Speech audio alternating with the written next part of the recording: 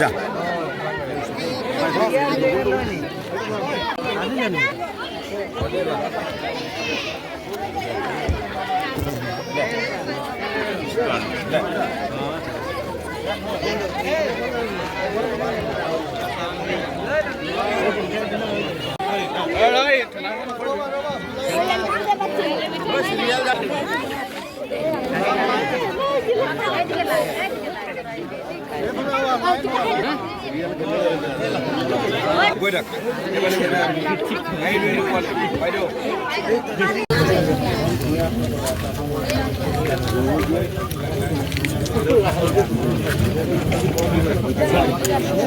চৌব্বিছটা programme কৰিলোঁ ৰাতিপুৱাৰ পৰা এতিয়ালৈকে।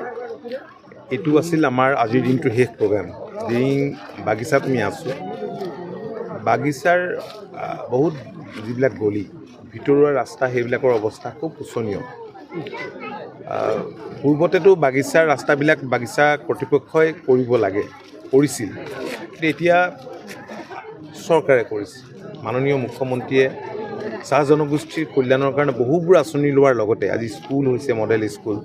ইয়াৰ ভিতৰুৱা ৰাস্তা পদূলিবিলাকো নিৰ্মাণৰ কাম ক্ষীপ্ৰ গতিত কৰিছে। আজি মই বহুকেইখন বাগিচা গৈছোঁ, ৰঙামাটিৰ পৰা কৰুণা টিঙৰ পৰা ইয়ালৈকে, ৰঙাগৰা বাগিচাৰ পৰা এই ডিৰিঙলৈকে, হাতীকুলি, নাহৰজান, বহুতকেইখন বাগিচা, নুমলীগড় বাগিচা। ইয়াত 6টা গলি নিৰ্মাণৰ আঁচনি আছে। এতিয়া ৰাইজে সহযোগিতা কৰাৰ ওপৰতে সেই কামবিলাক হৈ উঠাৰ কথাটো নিৰ্ভৰ কৰিছে। কাৰণ যিহেতু ভিতৰুৱা বাগিচাৰ ভিতৰৰ ৰাস্তাবিলাক সৰু সৰু, গতিকে মাটি তেওঁলোকে দিব লাগিব। ৰাস্তাটো ঘৰবোৰ অকণমান যদি আঁতৰাই মাটি দিয়াৰ ব্যৱস্থা কৰে তেতিয়াহ'লে ইয়াৰ ভিতৰৰ ৰাস্তাবিলাক খুবেই ভাল হ'ব। পঞ্চায়ত নিৰ্বাচন সমাগত হয়তো খুব কম দিনৰ ভিতৰতে পঞ্চায়ত নিৰ্বাচনৰ দিন ঘোষণা হ'ব। আপোনালোকে জানেই যে পঞ্চায়ত নিৰ্বাচন বুলি নহয়, 2021ত ডক্টৰ হিমন্ত বিশ্ব শৰ্মা ডাঙৰীয়া ৰাজ্যখনৰ মুখ্যমন্ত্ৰী হোৱাৰ পাছত ৰাজ্যখনৰ উন্নয়ন ক্ষীপ্ৰতৰ হৈছে আৰু ৰাজ্যখনত বসবাস কৰা বিভিন্ন জাতি জনগোষ্ঠীৰ সমস্যাসমূহ অতি গুৰুত্ব সহকাৰে লৈ সমাধানৰ কাৰণে যাৱতীয় ব্যৱস্থা গ্ৰহণ কৰিছে। ৰাজ্য চৰকাৰৰ বিভিন্ন বিভাগে বিভিন্ন আঁচনি গ্ৰহণ কৰিছে, যিবিলাক আঁচনিৰ জৰিয়তে ৰাজ্যখনৰ জনসাধাৰণ উপকৃত হৈছে।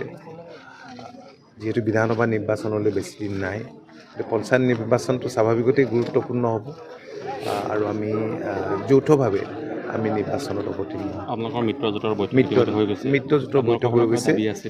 নাই, তেনেকুৱা নাই। বুজাবুজিৰে নিৰ্বাচন আমি অৱতীৰ্ণ হ'ম। মূল এইটো দলৰ এইটো এটা সুকীয়া কথা হয়, কথা লৈ নাহে। সেইটো কথা মই সংবাদ মাধ্যমত কিয় ক'ম? কিবা দাবী থাকিলে মই আপোনালোকৰ আগত ক'ম আৰু আপোনালোকে ৰাজহুৱা কৰিব, তেনেকুৱা কথাটো হ'ব নোৱাৰে নহয়। দাবী মানে আমিতো মিত্ৰতাৰে 2016ৰ পৰা চৰকাৰত আছোঁ আৰু ভাৰতীয় জনতা পাৰ্টীৰ লগত মিত্ৰতা আমাৰ নতুন নহয়, 2000ৰ পৰাই মিত্ৰতা আছে। গতিকে আমি মিত্ৰতাৰে নিৰ্বাচনত অৱতীৰ্ণ হ'ম।